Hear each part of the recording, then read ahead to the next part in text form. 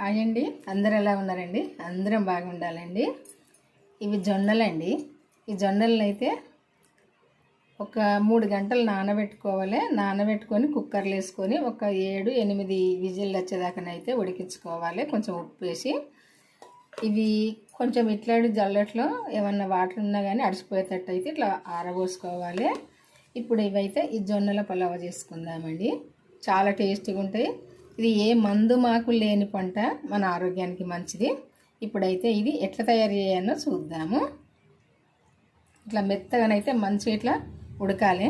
చూసారు కదా, ఇదిగో ఇట్లా. ఇప్పుడు ఒక కడాయి పెట్టుకొని ఒక 3 స్పూన్ల నూనె వేసుకోవాలి.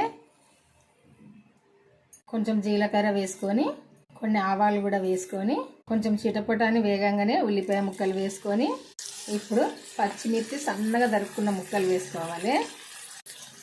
ఆలు ముక్కలు, కొంచెం కరివేపాకు, ఒక టమాటా ముక్కలు. మీరు ఏ కూరగాయలున్నా వేసుకోవచ్చు, వేసుకొని చేసుకోవచ్చు.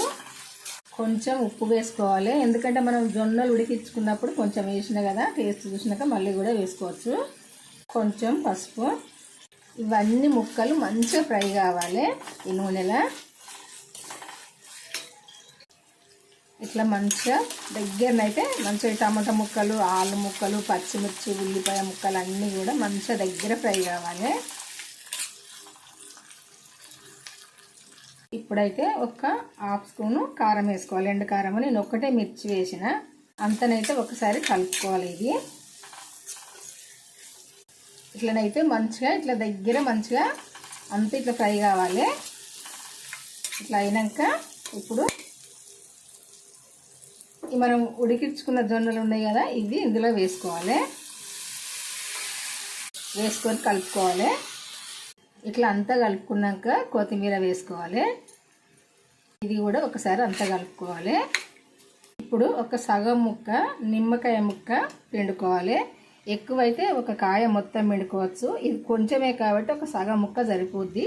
ఎక్కువైతే ఎక్కువ పులుపు అవుతుంది.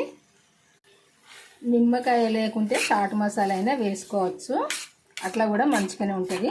ఈ రెసిపీ అయితే ఇట్లా చేసుకుని అయితే చాలా మంచిగా ఉంటుంది. పిల్లలైనా పెద్దవాళ్ళైనా ఎవరైనా ఇష్టంగా తినొచ్చు.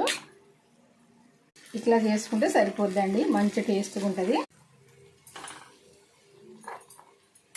టేస్ట్కు టేస్ట్, ఆరోగ్యానికి మంచిది. పాతకాలం ఫుడ్. అప్పుడప్పుడైతే ఈ ఫుడ్ అయితే తినాలండి. పప్పులైనా, ఈ జొన్నలైనా, ఈ మక్కలైనా ఎవ్వి తిన్నా మంచిది. ఎందుకంటే వాళ్ళైతే